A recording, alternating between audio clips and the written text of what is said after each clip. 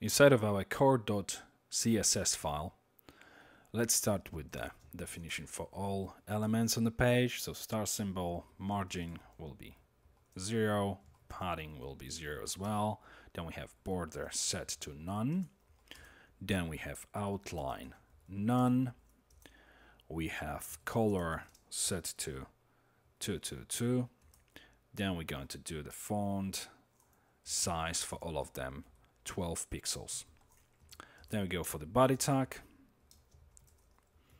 which will have font family. We're going to go very easy, Arial, Verdania, sans serif.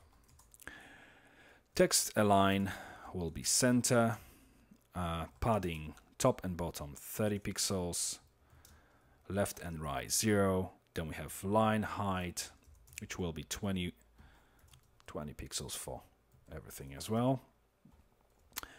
Now, next, after body tag, we're going to have definition for H1, H2, H3, H4, H5, and paragraph. And all of these elements will have padding bottom set to 13 pixels. Then we go for wrapper. Wrapper will have width of 800 pixels, margin top and bottom of 0, left and right outer, and then we have text align will align the text to the left inside of the wrapper. Now we're going for products div, then for product div with the class product, then we have class wrapper, then we have class image, and then description. All of these elements will be floating to the left.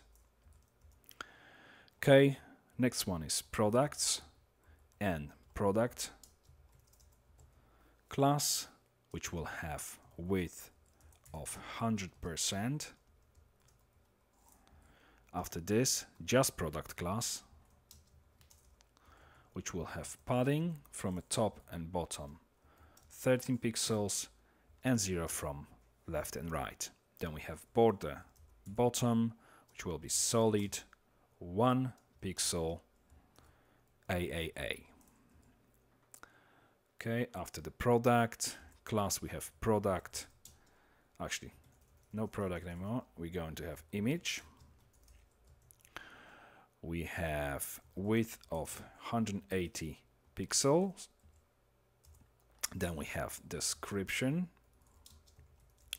which will have width of 620 pixels. As you can see, image tag, which contains the image itself, is 180 pixels. Our images are 160 pixels, so we have 20 pixels left on the right hand side, so that the text is not going to touch the image itself. Okay, description. Now let's go for grid dot product, so that the product, this specific definition will apply to the products div when it's going to have also when the product div with the ID of product will have a class grid assigned to it, which will happen when we're going to be clicking on switching between the buttons, clicking on different buttons and switching between the layouts. So width for this one will be 180 pixels, padding 10 pixels, text align center, we're going to have border set to none, and margin bottom will have 10 pixels. After this, we have grid wrapper, grid image, grid description, and all of these will have width of 180 pixels. As you can see, I've duplicated one thing. We could put this product here together with 180. Okay, so we can remove this definition there. Okay, now if we go for grid image. We make sure that the margin bottom is 7 pixels, so the text doesn't touch the image from the bottom. Then we have grid wrapper, which will have padding top 10 pixels. Border will have solid 1 pixel AAA. And the last definition will be for grid description P. So for the paragraph inside of the description, we want to display none.